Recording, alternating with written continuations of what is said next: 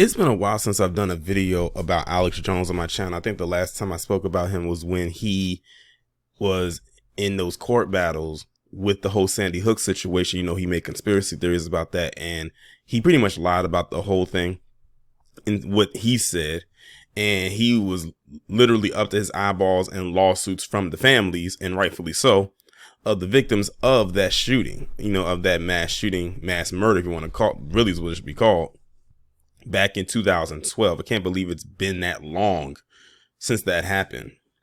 But the reason why I'm here to talk about Alex Jones today is because he made some comments as it pertains to reparations. And you can pretty much already guess where that is.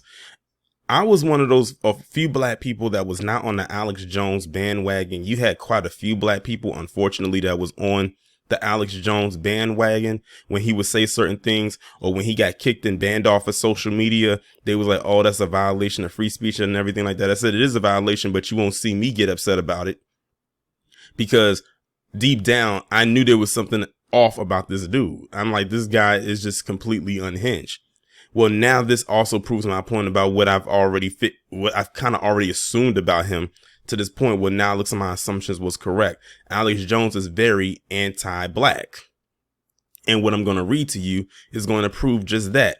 And I'm going to read this story that's coming off of rawstory.com, where the title reads, Alex Jones melts down over reparations, and he's quoted as saying, some other white person owned slaves. Let's get into it.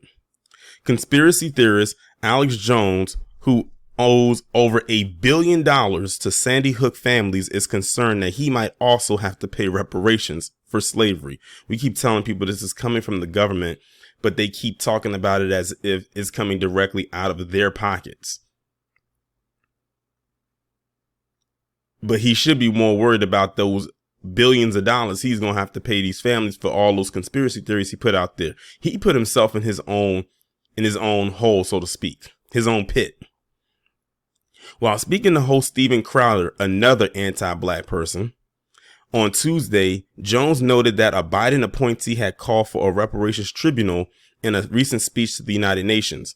It's totally insane, Jones complained. I know your audience knows this, but we've got to get in the face of these people. We've got to get in the face of the city councils and the state houses and just hammer these people and say, this is pure crap. Jones argued that he should not be punished if my dad hypothetically murdered somebody. How am I guilty when some other white person's ancestors owned slaves? Well, Alex Jones, we should look through your history and see, because your ancestors probably owned slaves. He asks, again, 2% of the South had slaves. Look it up. Over half the white people that are in this country now had ancestors that moved here after slavery was abolished and benefited off of the labor of slavery. See, that's the thing they keep leaving out, is that their ancestors, while they probably migrated here and did not own one slave, they benefit off of it, just off of the strength that they were able to be grandfathered into what is known as whiteness. Look at my Black Massacre series. A couple of early episodes, a lot of people who were involved with those massacres were the Irish. But see, the Irish don't want to talk about that because they'll only pinpoint to the part where they say, oh, where I wasn't involved. Well, I can find another part where you were involved in helping to destroy black towns, prominent, prospering black towns, and also slaughter black people, men, women, and children. Now let's talk about it. So yes, your ancestors did have a hand in the further destruction of the upward mobility of black people getting to where they should be to where we should be right now. So yes, if you have ancestors that migrated over here back in the early 1900s, even post chattel slavery, 9 times out of 10, if you are PC or under the umbrella of it, you most likely contributed to the downward spiral of black people's success back then, which literally generationally has continued to move forward, even like into the 1910s, the 1920s, 30s, 40s, so on and so forth. But they only pick apart the certain part where they feel that there's no involvement of them. The history is there. The research is there. Look it up. He goes on to say it's total crap. Jones has declared bankruptcy for himself and his businesses to prevent families of Sandy Hook victims from being paid for damages after he was found guilty of defamation. Yeah, Alex Jones is the last person that should be talking about anything pertaining to being anti-reparations right now, because he's, like I said, up to his eyeballs in debt from the Sandy Hook families for the lies that he put out there. And he knew exactly who to go to. He knew exactly to go to, Steven Crowder, another person who shouldn't be talking right now, because, that video of him and his, I guess, soon to be ex-wife while she's pregnant.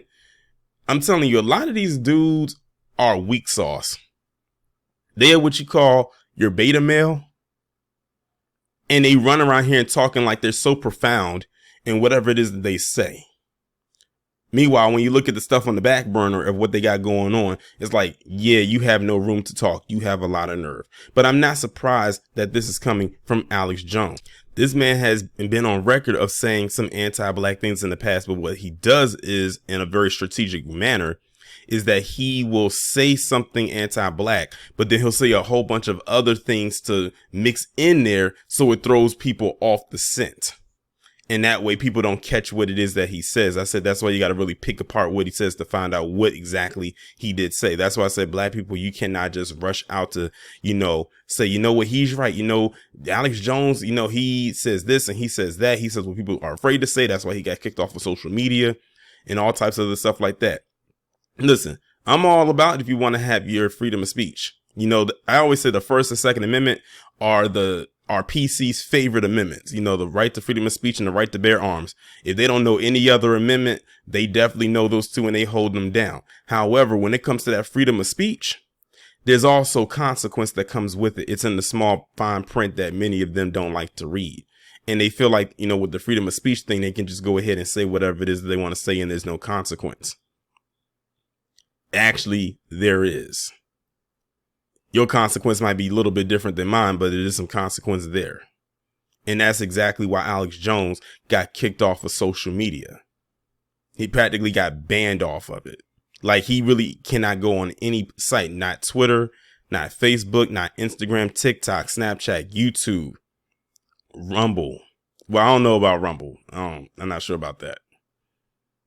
And so many others. So he pretty much had to make his own little, well, maybe not even so little, but his own independent platform. And the crazy part about it is the name of his original platform was called InfoWars. Go figure.